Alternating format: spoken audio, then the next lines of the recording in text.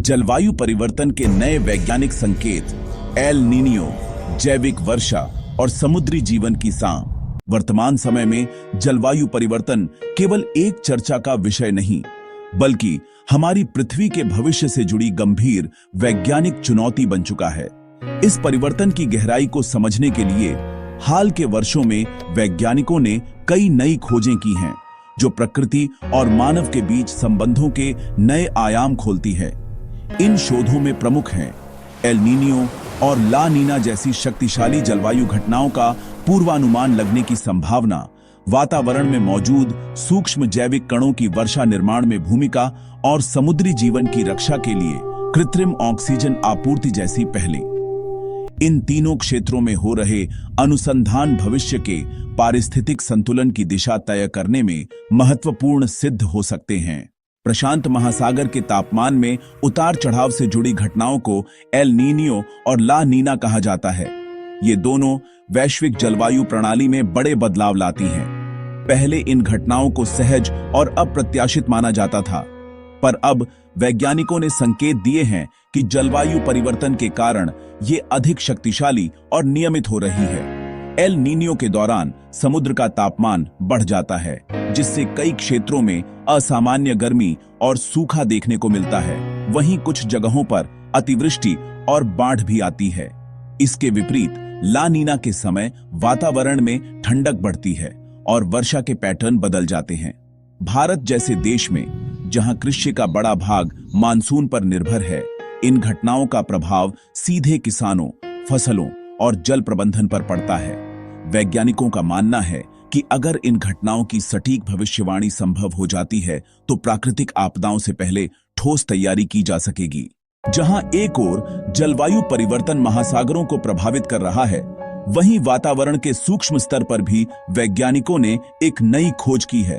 अब यह समझ में आया है कि वर्षा केवल जलवाष्प के संघनन की देन नहीं, बल्कि इसमें सूक्ष्म जैविक तत्वों का भी हाथ है।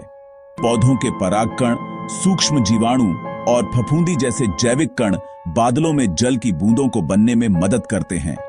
पहले यह प्रक्रिया अज्ञात मानी जाती थी, पर अब यह साबित हो रहा है कि इन कणों की उपस्थिति होने पर भारी वर्षा की संभावना बढ़ जाती है।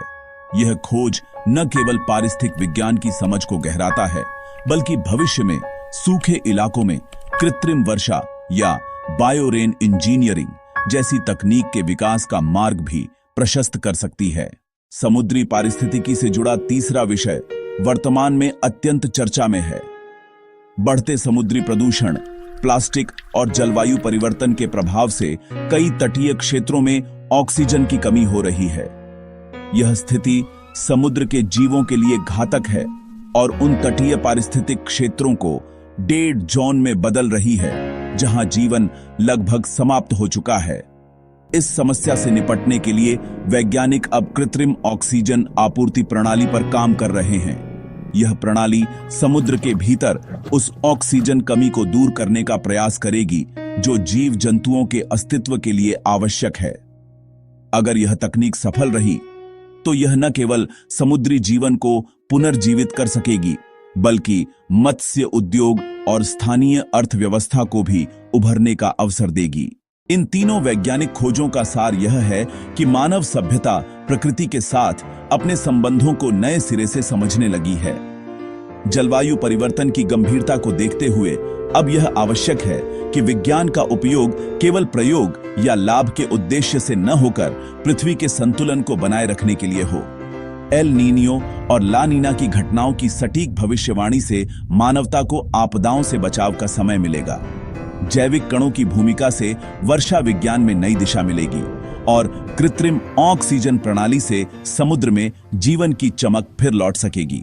यह सब मिलकर इस बात का संकेत है कि पृथ्वी की सेहत अभी भी सुधर सकती है, लेकिन यह तभी संभव है जब मानव समाज विज्ञान का इस्तेमाल शोषण नहीं, बल्कि संरक्षण के लिए करे, क्योंकि पृथ्वी केवल हमारा घर नहीं, बल्कि जीवन का एकमात्र ज्ञात आधार है और इसे बचाने की जिम्मेदारी हमारी ही है।